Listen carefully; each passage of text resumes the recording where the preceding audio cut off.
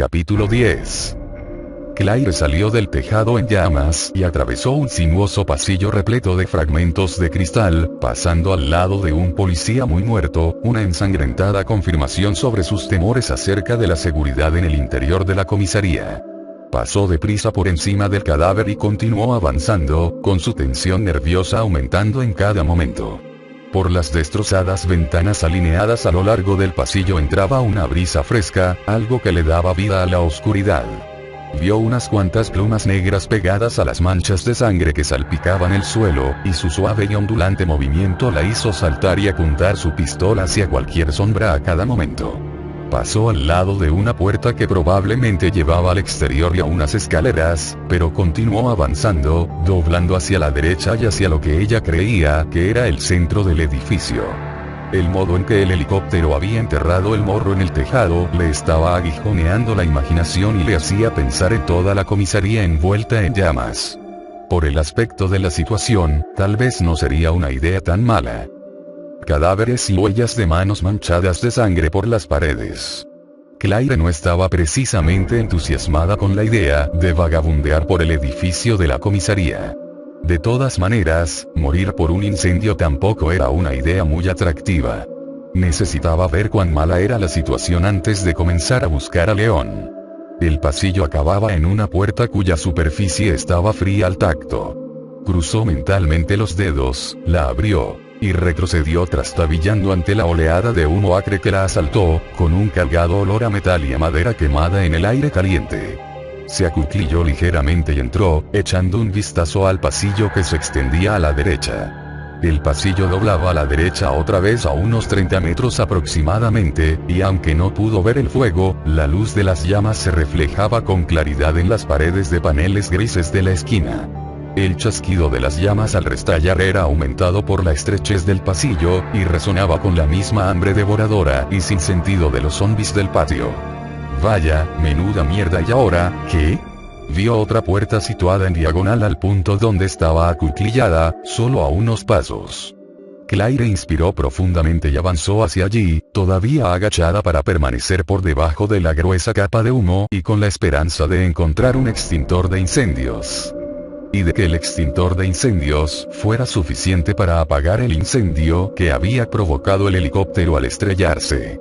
La puerta daba a una sala de espera vacía. Solo había un par de sofás de vinilo verde y un mostrador redondo, con otra puerta enfrente de la puerta por la que había entrado.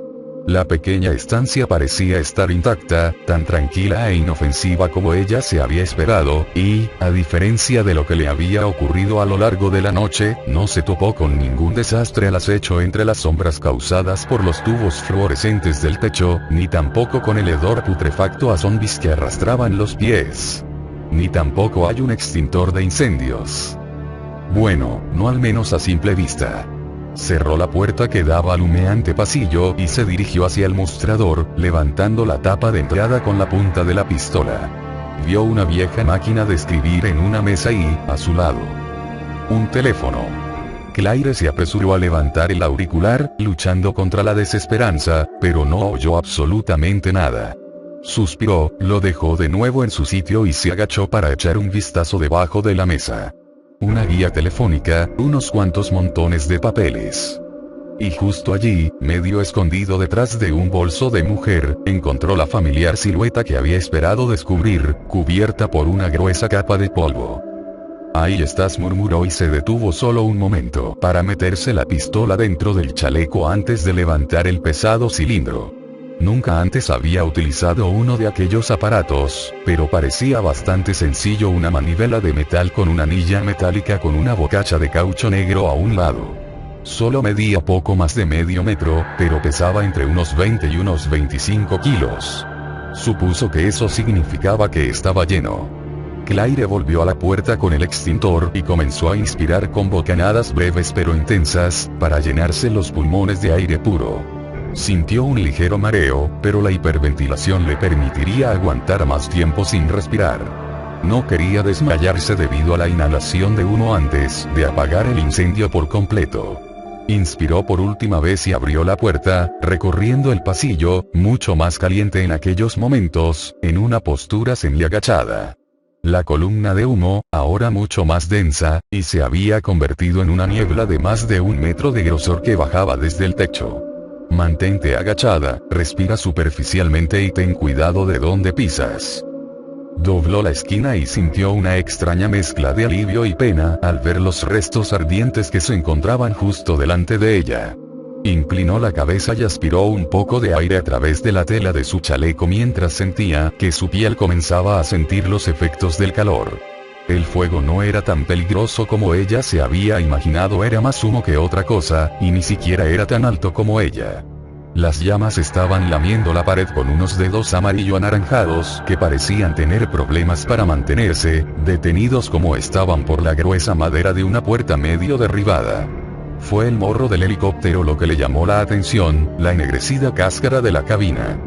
Y el ennegrecido cadáver del piloto, todavía enganchado con el cinturón a su asiento, con la boca abierta en un silencioso grito. No había manera de saber si había sido un hombre o una mujer, los rasgos faciales se habían borrado por completo, derretidos como cera negra. Claire tiró de la anilla que mantenía inmóvil la manivela y apuntó con la corta manguera de bocacha negra hacia el suelo, donde las llamas bailaban con colores azules y blancos. Apretó la manivela, y una estela de espuma blanca salió silbando, esparciendo los restos con una nube polvorienta. Incapaz de ver nada con claridad en mitad de aquella tormenta blanca, dirigió la corta manguera hacia todos lados, cubriendo todo el morro del helicóptero con el anulador del oxígeno. El fuego pareció apagarse menos de 1 minuto después, pero siguió apretando la manivela hasta que el extintor se quedó vacío. Claire lo soltó cuando salió el último chorro de espuma e inspiró unas cuantas veces antes de inspeccionar los humeantes restos en busca de algún punto todavía en llamas. Ni una sola chispa, pero de la puerta de madera situada al lado de la cabina del helicóptero, cubierta por manchas blancas, todavía salían unas cuantas pequeñas columnas de humo. Se acercó un poco y pudo ver un brillo anaranjado bajo la superficie. La zona alrededor de la puerta ya estaba completamente achicharrada, pero Claire no quiso correr el menor riesgo, dio un paso atrás y propinó una fuerte patada a la puerta, apuntando a las ascuas encendidas. Cuando su bota golpeó de lleno un punto caliente, la puerta se abrió de par en par con un sonoro crujido, y la madera quemada se dio arrojando una lluvia de chispas encendidas. Unas cuantas aterrizaron sobre su pantorrilla desnuda, pero ella sacó su arma antes de agacharse un poco para quitárselas con el dorso de la otra mano, más temerosa de lo que pudiera aparecer por la puerta que de unas cuantas pequeñas ampollas. Vio un pequeño pasillo con el suelo cubierto por trozos irregulares de madera astillada y una ligera capa de humo, y una puerta al otro lado y a la izquierda. Claire se dirigió hacia ella, movida tanto por el deseo de respirar un poco de aire fresco como por las ganas de saber a dónde llevaba. Había acabado con la amenaza más inmediata, la del incendio, así que tenía que empezar a buscar a León. Y a pensar en lo que necesitaban para sobrevivir. Si pudiera echarle un vistazo en el camino mientras encontraba a León, quizás encontrara algo que los ayudara y que pudieran utilizar. Un teléfono que funcione, las llaves de un coche. Leches, un par de ametralladoras o incluso un lanzallamas nos vendrían bien, pero me conformaré con lo que encuentre. La sencilla puerta al otro extremo del pasillo no estaba cerrada con llave. Claire la abrió con un ligero empujón, preparada para disparar contra cualquier cosa que se moviera. Y se detuvo en seco, bastante sorprendida por el extraño ambiente de la sobrecargada habitación. Era algo así como la parodia de un club exclusivo para hombres de los años 50, un gran despacho cuya extravagante decoración rozaba lo ridículo. Las paredes estaban cubiertas por grandes y pesadas estanterías de caoba y las mesas alineadas debajo hacían juego, rodeando una especie de zona para sentarse compuesta por sillas tapizadas en cuero y una pequeña mesa de mármol, todo ello colocado sobre una alfombra oriental obviamente muy cara. Del techo colgaba una lámpara muy recargada, que lanzaba una luz densa y potente sobre la escena. Aquí y allá había delicados jarrones y cuadros con marcos de aspecto sólido, pero todos aquellos diseños clásicos se veían contrastados y empequeñecidos por las cabezas de animales y los pájaros en diferentes posturas que dominaban el ambiente de la estancia, todos colocados alrededor de una enorme mesa en el otro extremo. Jesús. Extendida sobre la mesa, como un personaje sacado de una novela de terror gótico, vio a una mujer joven y bella con un largo vestido blanco, que tenía las tripas hechas jirones sangrientos. El cadáver estaba colocado como si fuera una pieza de decoración central, con los muertos ojos de cristal de las polvorientas cabezas de los animales fijos en ella. Vio un halcón y lo que le pareció una águila, con sus alas colocadas de un modo que imitaba el vuelo, además de un par de cabezas de ciervo con sus correspondientes maderas y la cabeza de un alce, con su característico morro. El efecto era tan inquietante y surrealista que Claire se quedó sin respiración por un momento. Y cuando la silla de respaldo alto de detrás de la mesa se dio la vuelta de repente, apenas pudo contener un respingo y un grito de terror supersticioso, esperando ver una imagen de la muerte con sus sonrientes dientes. Solo era un hombre. Pero era un hombre con una pistola, y la estaba apuntando con ella. Ninguno de los dos se movió durante un segundo. Y entonces el hombre bajó el arma y en su porcino rostro apareció una media sonrisa enfermiza. Lo siento muchísimo, dijo con un tono de voz tan falso y melifluo como el de un mal político. Pensé que era otro de esos zombies. Se pasó un grueso dedo por su erizado bigote mientras hablaba y, aunque Claire nunca lo había visto antes, supo inmediatamente de quién se trataba. Chris había despotricado de él muy a menudo. Gordo, con bigote, y tan falso como un vendedor de reliquias de santos es el jefe de policía, Irons. No tenía buen aspecto, sus mejillas estaban completamente enrojecidas, y unas manchas blancas rodeaban sus ojos porcinos. La forma en que su mirada se posaba aquí y allá por toda la habitación era bastante inquietante. Parecía encontrarse bajo los efectos de una tremenda paranoia. De hecho, parecía estar desequilibrado, como si no estuviese en contacto en absoluto con la realidad. ¿Es usted el jefe de policía Irons?, le preguntó Claire. Intentó que el tono de su voz sonase lo más respetuoso posible mientras se acercaba a la mesa. Sí, soy yo, repuso con un tono suave y tranquilo. ¿Y quién es usted? Sin embargo, antes de que pudiera contestar, Irons continuó hablando, y lo que dijo a continuación, lo mismo que el tono petulante en el que lo dijo, confirmó las sospechas de Claire. No, no me lo diga. No tiene importancia. Acabará como todos los demás. Dejó el resto de la frase en el aire y se quedó mirando a la joven muerta que estaba delante de él con alguna clase de emoción que Claire no pudo precisar. Sintió lástima por él, a pesar de todo lo que Chris le había contado acerca de él, sobre su personalidad corrupta y su absoluta falta de profesionalidad. Solo Dios sabía los horrores que había presenciado o lo que había tenido que hacer para sobrevivir. Es tan extraño que tenga tantos problemas para aceptar la realidad. León y yo hemos aparecido en esta película de terror en la última parte. Irons lleva aquí desde los anuncios previos, y probablemente ha visto morir a sus amigos más cercanos. Bajó la vista hacia la joven tendida a lo largo de la mesa, y Irons habló de nuevo, con una voz que sonó al mismo tiempo triste y pomposa. Esta es la hija del alcalde. Se suponía que yo tenía que protegerla, pero he fallado de forma patética. Claire buscó algunas palabras de consuelo, deseando decirle que tenía suerte de estar vivo, que no había sido culpa de él.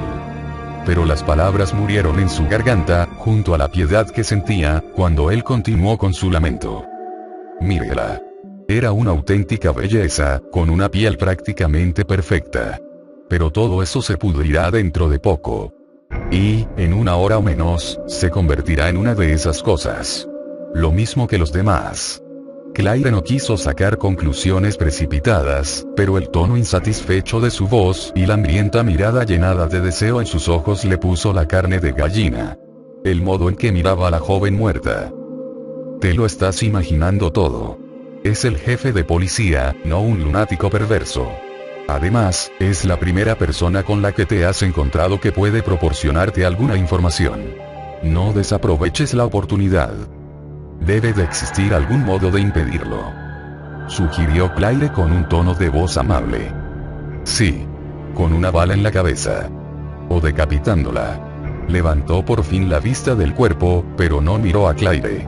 Se fijó en las criaturas disecadas y colocadas en el borde de su mesa, y su voz adquirió un tono resignado pero hasta cierto punto alegre.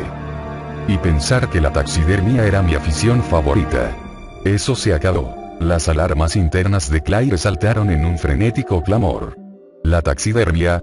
¿Qué demonios tenía que ver aquello con el cuerpo humano muerto que había encima de la mesa? Irons la miró finalmente, y a Claire no le gustó ni un pelo.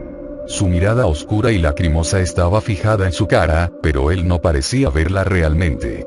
Ella pensó por primera vez que él no le había preguntado cómo había llegado hasta allí y que no había comentado nada en absoluto sobre el humo que se había ido filtrando hasta su oficina.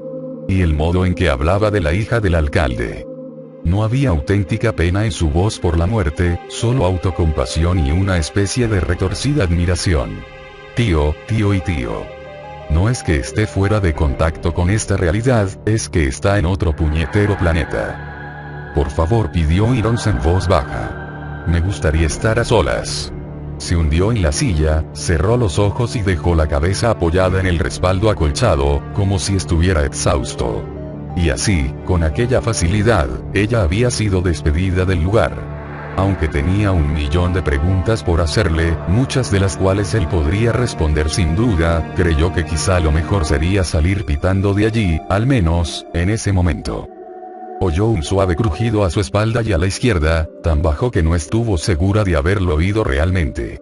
Claire se giró con el entrecejo fruncido y advirtió que había una segunda puerta en el despacho. No se había dado cuenta de su existencia hasta aquel momento, y el suave crujido había salido de allí. ¿Otro zombie? ¿O quizás alguien que se está escondiendo? Miró de nuevo a Irons y comprobó que ni siquiera se había movido. Aparentemente, no había oído nada, y ella había dejado de existir para él, al menos, por el momento. Había regresado a cualquiera que fuese su mundo privado antes de que ella entrara en la estancia. Así que, regreso por donde he venido o pruebo a ver qué hay detrás de la puerta número 2. León. Necesitaba encontrar a León, y tenía la profunda impresión de que Irons estaba zumbado, sin importar si estaba realmente loco o no. No representaba una gran pérdida que no pudiera unirse a ellos. Pero si había más personas escondidas en el edificio, personas a las que ella y León podrían ayudar o que incluso podrían ayudarlos a ellos dos. Solo tardaría un momento en echar un vistazo. Miró por última vez a Irons, derrumbado sobre sí mismo al lado del cadáver de la hija del alcalde y rodeado por sus animales sin vida, y se dirigió hacia la puerta, con la esperanza de no estar cometiendo un error.